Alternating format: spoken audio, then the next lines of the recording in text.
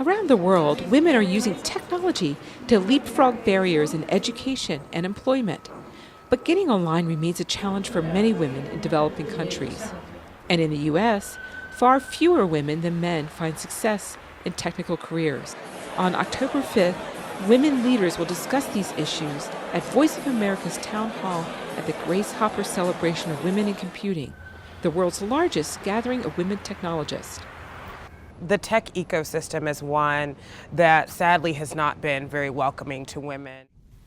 In the U.S., there is a lively debate over why women continue to lag behind men in the tech industry. Globally, women struggle just to get access to technology. The proportion of women using the internet is 12% lower than men.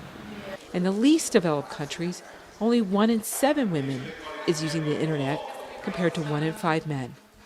So the digital divide is basically this phenomenon that some people have more access to digital technologies than others or use it more than others, which is actually an unavoidable thing. Every innovation that comes to society doesn't form uniformly from heaven, it diffuses through society, right? Women have less access to technology because they face discrimination when it comes to education, job opportunities, and income. In some cases, they also face societal pressures. There's a country in Africa where it's not cool for young girls to own phones, only middle-aged men. And so when we came in and we said we want to teach girls how to code and create a mobile app, they were like, why don't you teach the boys, or why don't you teach these men? And so we had to work for many years to change those kinds of mindsets and barriers. In the U.S., women make up about 20% of companies' technical workforce. They comprise about 17% of tech leadership. And when it comes to venture capitalists who finance the startup ecosystem, not many are women. I joke that I chose the profession where I never have to stand in line at the bathroom because it's 5 to 10% of investing partners are women, depending on what study you look at. Even when women are in tech roles inside a firm, they are at risk of leaving mid-career, some saying they felt they never belonged.